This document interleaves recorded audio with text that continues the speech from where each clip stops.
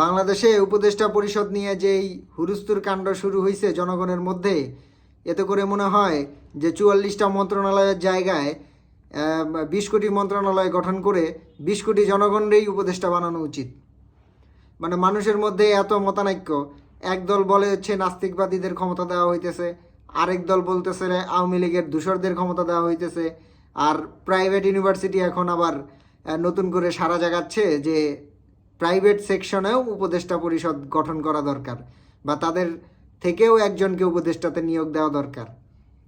তো এই যদি হয় দেশের অবস্থা, তাহলে তো আমার তো মনে হয় যে আসলে 20 কোটি জনগণেরই উপদেষ্টা পরিষদে নিয়োগ দেওয়া উচিত। আরে ভাই, আমরা তো সাধারণ জনগণ, একটা সংসার চালাইতেই হিমশিম খাই, এই বেটারা যে আসলে দেশ চালাইতেছে কিংবা দেশ চালানোর দায়িত্ব নিছে, এইটাই তো আমাদের জন্য বেশি। এর মধ্যে আমাদের এত মতানৈক্য। সাধারণত আমরা ছেলেরা একটু সংসার চালাবো বা একটা বউ চালাবো, এতেই আমাদের হিমশিম খাইতে হয়, তাহলে একটা দেশ আমরা কিভাবে চালাবো?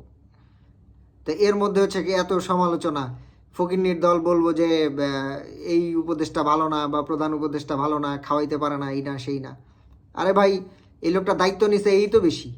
যেহেতু দেশে এতিম থাকতো, এতিম দেশে তো যে কোনো লোক এসে তখন রাজত্ব করা শুরু করতো, ওইটা ভালো হইতো। আসলে বাঙালির কপালে আসলে সুখটা ভাল লাগে না।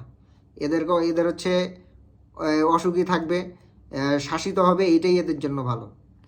ইদানিং তো দেখতেছি যে উপদেষ্টা পরিষদ গঠন নিয়ে জনগণের মধ্যে যেই পরিমাণ সমালোচনা ও এই যেই পরিমাণে কটাক্ষ হইতেছে, আসলে এগুলো বলার বাইরে। আমাদের উচিত কি, জনগণের উচিত কি, দেশ নিয়ে ভাবা। উপদেষ্টা পরিষদ কিংবা সরকার পরিষদ বা সরকার গঠন নিয়ে এগুলো ভাববে হচ্ছে যাদেরকে আমরা দায়িত্ব দিছি প্রধান হিসেবে, তারা এগুলো নিয়ে ভাববে। কে বসলো, কে আসলো, কে গেলো, এগুলো নিয়ে আমাদের এত মাথা ব্যথা এখনো। ভাই, তাদেরকে সহযোগিতা করেন, দেশের সামনে আগায় নিয়ে যান।